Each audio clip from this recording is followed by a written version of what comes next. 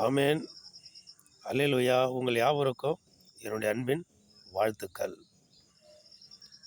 2 ராஜாக்கள் 4ஆம் அதிகாரத்தில் 8வது வசனத்திலேருந்து நீங்கள் படிச்சீங்கன்னா, எலிசா சூனேமுக்கு போகிறார். அங்கே போகிற பொழுது கணம் பொருந்திய ஒரு ஸ்திரீ, வசதி வாய்ப்புள்ள ஒரு ஸ்திரீ என்ன பண்ணுறாங்க, போஜனம் பண்ணும்படியாக அவரை அழைக்கிறாங்க. அவர் போய் அங்கே சாப்பிட்றாரு. அப்போது எலிசா சூனேமுக்கு எப்போல்லாம் போகிறாங்களோ, அங்கே அந்த ஸ்திரீயின் இடத்துல அந்த வீட்டுக்கு போய் என்ன பண்ணுறாரு, சாப்பிட்றாரு. அவங்க என்ன பண்ணுறாங்க, தன் வீட்டுக்கார்ட்ட சொல்கிறாரு, இந்த மனுஷன் எப்போதும் நம்மள்ட்ட வந்து போகிற இந்த மனுஷன் தேவனுடைய மனுஷன், இவருக்கு ஒரு என்ன பண்ணுவோம், நம்ம மேல் வீட்டில் ஒரு வீட்டை கட்டி,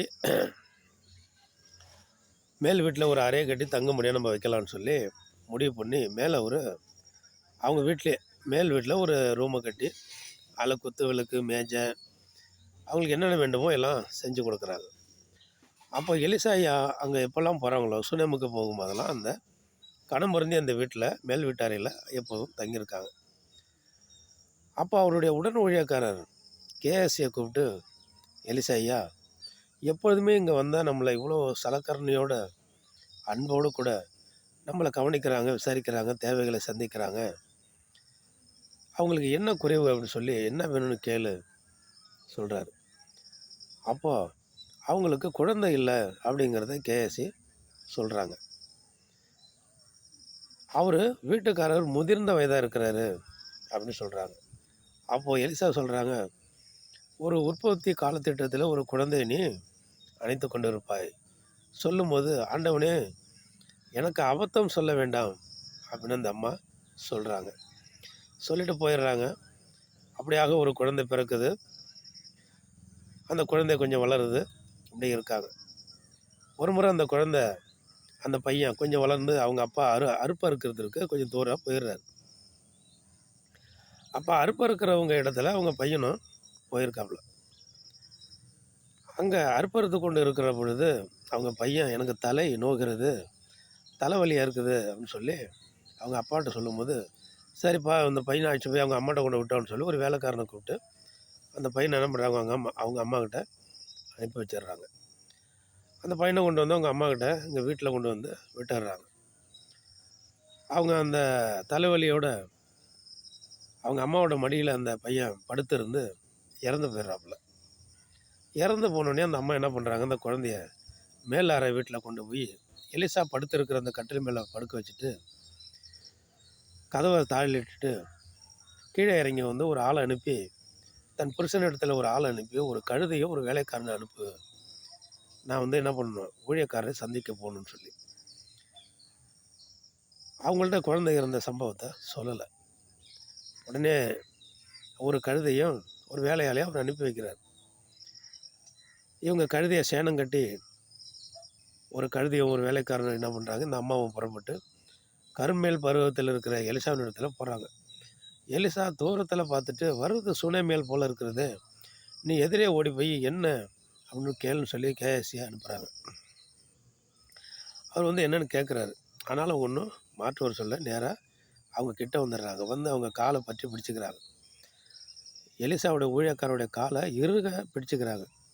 அப்போ கேஎஸ்சி அகற்ற போகிறாரு. சொல்லாதீங்க, அதை அந்த அம்மா ஒன்றும் சொல்லாதீங்க, அவங்க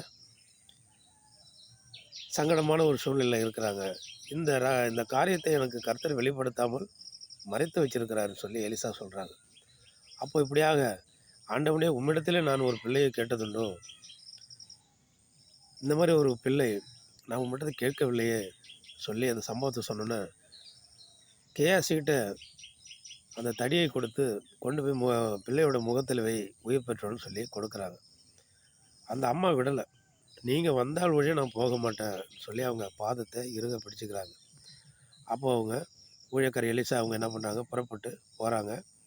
மேல் வீட்டில் அந்த பையன் இருக்காப்புல போய் குப்புறப்படுத்து தன் வாயோட வாயா தன் கையை தன் உள்ளங்கையில் அந்த பையன் மேலே வச்சு அனல் உண்டாக்கி ஜெபம் பண்ண பொழுது அந்த பிள்ளை கண் விழித்து பார்த்து 7 முறை தும்பி எழுந்து உட்காந்துட்டாப்புல.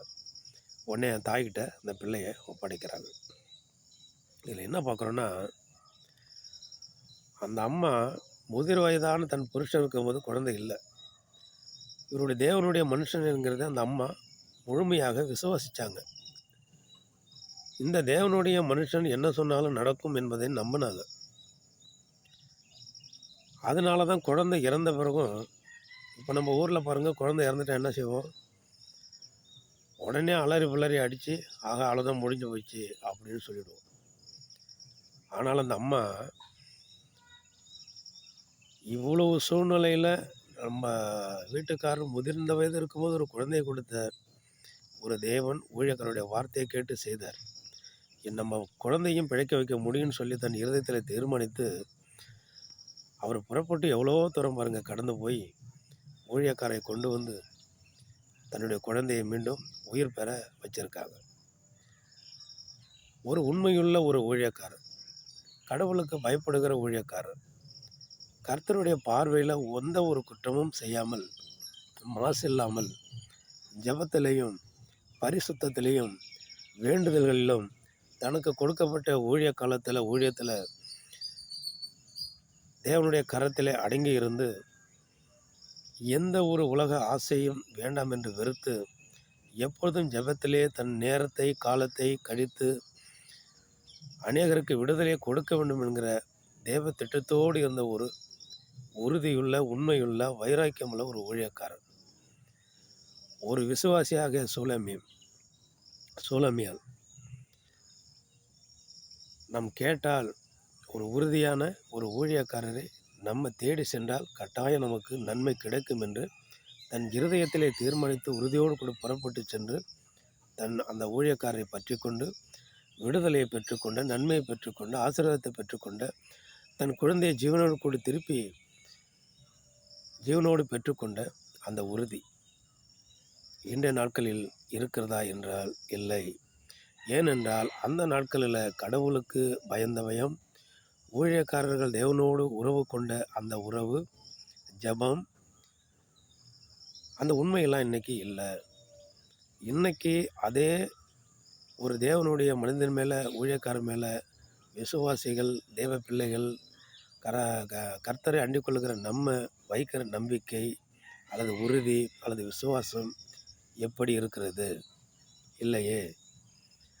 அவங்களுடைய சூழ்நிலையும் கால சூழ்நிலையும் நம்ம அதை படித்து பார்க்கிற பொழுது நமக்கும் இந்த நாட்களில் அப்படி உறுதியுள்ள ஒரு ஊழியக்காரர்கள் நமக்கு தேவை. எலியா போல ஊழியக்காரர்கள் நமக்கும் வேண்டும். பரிசுத்தத்தோடு கூட இறைவனை நேசிக்கிற இருதயத்தில் பரிசுத்தமுள்ள உண்மையுள்ள நீதியுள்ள ஊழியக்காரர்களும் தேவ பிள்ளைகளுக்கு வேண்டும். தேவ பிள்ளைகள் இப்படியாப்பட்ட மரண அவஸ்தைக்குள்ளாக போகிற பொழுது, தன் ஊழியக்காரர்களை வேண்டிக் கொள்ளுகிற பொழுது, கர்த்தரிடத்திலே ஜெபித்து ஜீவனை திருப்பி கொடுக்கிற, ஜீவனோடு எழுப்பி கொடுக்கிற, ஜீவனை கண்டடைகிற, கர்த்தருடைய வல்லமைகளை கண் முன்னாக பார்க்க வைக்கிற ஊழியக்காரர்கள் இந்த நாட்களிலும் தேவை. ஆனபடினால் நம்ம இன்றைக்கு யாவருக்காக ஜெபிப்போம்.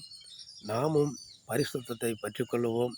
உண்மையை தேடி உண்மையின் பாதையிலே நடப்போம். கர்த்தரை நம்புவோம். ஊழியக்காரர்களை நம்புவோம். அவர்களை விசுவாசிப்போம். நம்ம நன்மைகளை பெற்றுக்கொள்வோம். ஆமென். அல்லேலூயா.